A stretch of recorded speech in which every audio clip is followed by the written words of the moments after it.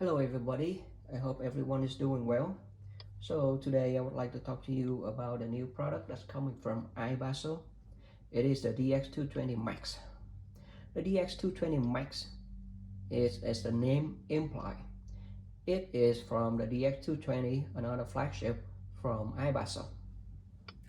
The regular DX220 I have on hands here is much smaller. We see the side by side here. The Max is also thicker, larger, wider, and longer.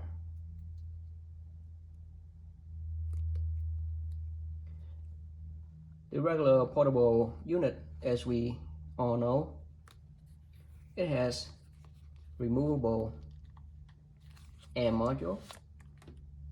So is this one. It is removable, and of course it's portable. It has all the physical side button that function for your need. So the Max is coming out from this one. The difference is that the Max have different power supply for the amplifier.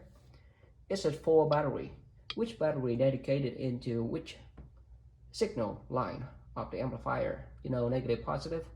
So 4 of them form 2 channels that is driving the amplifier section inside the unit here.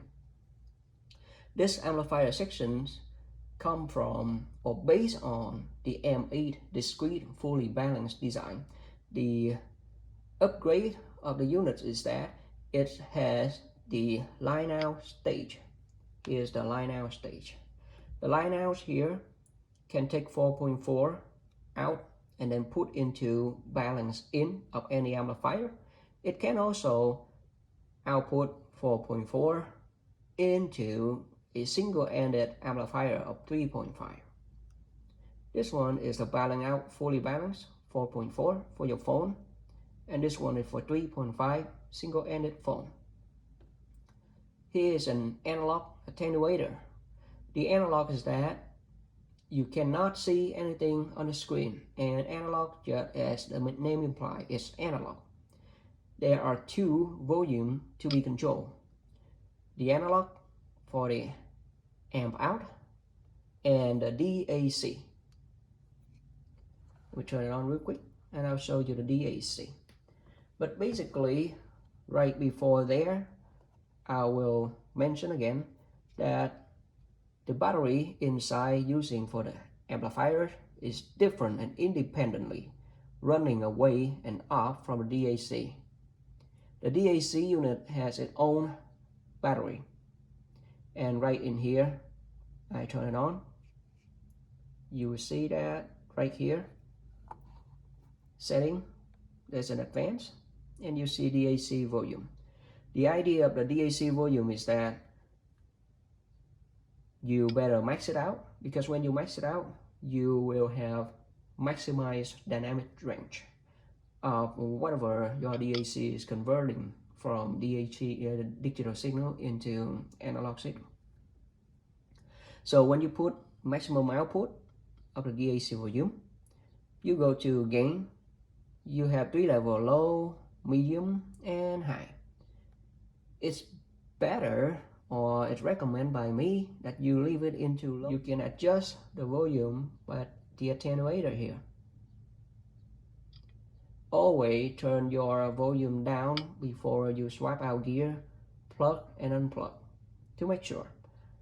It will be hard at first, but I'm pretty sure you will get used to it. So you can see that the corner is round up really nicely. The build, the body, the chassis is made of stainless steel. There's a glass back in the front, which form into a very nice design. The weight is 700 grams. It's weighty, it's heavy, but actually it's easy to take a grip. You can hold it into your palms easily. It won't slip easily because the glass on both sides is really secure with your fingerprints, catchy, grippy. It feels good. Would it be able to be used as a portable device? I don't see why not. The DAC in here is separately different, independent from the power supply that is connecting between the amp and the charger. Even the charging unit is separately. So when you charge it, you will always have to carry two chargers, one for the DAC, the other one is for the amplifier. When the amplifiers run out of battery, the unit will still power on. You can still play around, but you won't be able to use any volume because the amp out is drained of battery. However, when your DAC is drained out of battery, you won't be able to turn on the screen. You won't be able to use the amplifier either because it has no line in.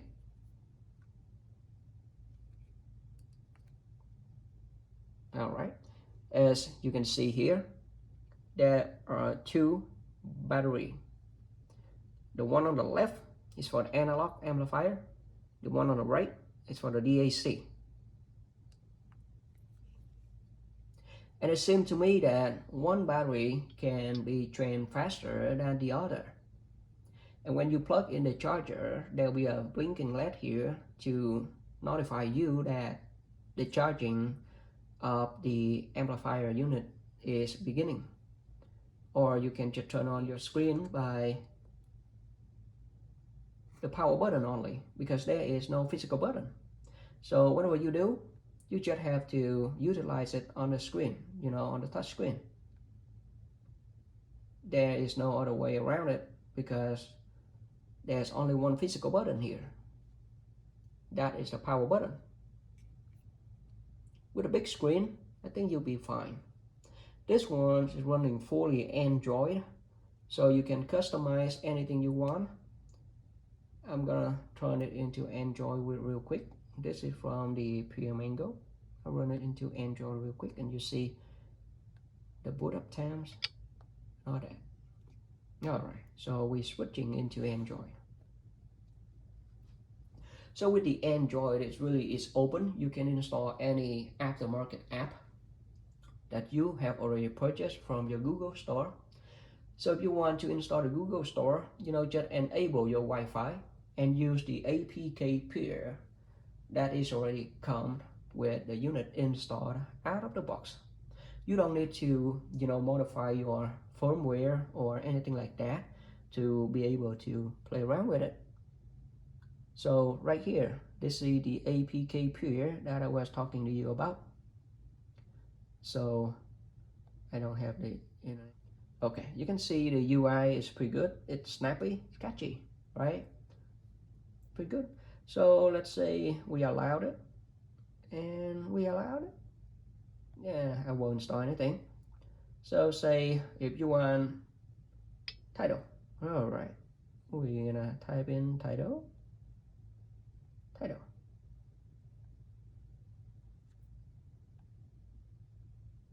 All right, you see title app here. You can click on install. This is like an aftermarket Google Store for you. But if you want an official Google Store, then you can use it, and you see Google Play Store. Here we go. All you do is click on install, and then it will slowly install it. And like I say, just come in there, log in, and then download anything that you want.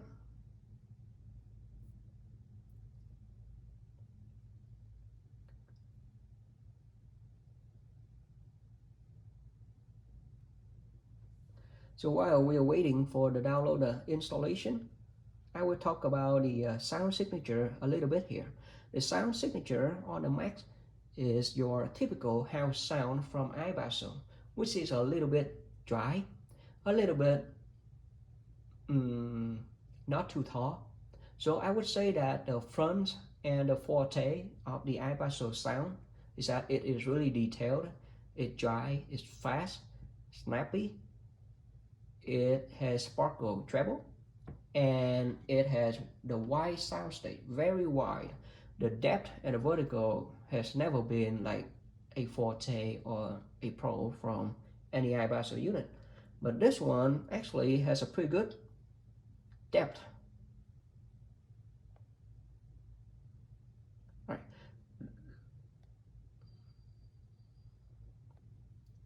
I'm going to go setting and gotta allow this from the source.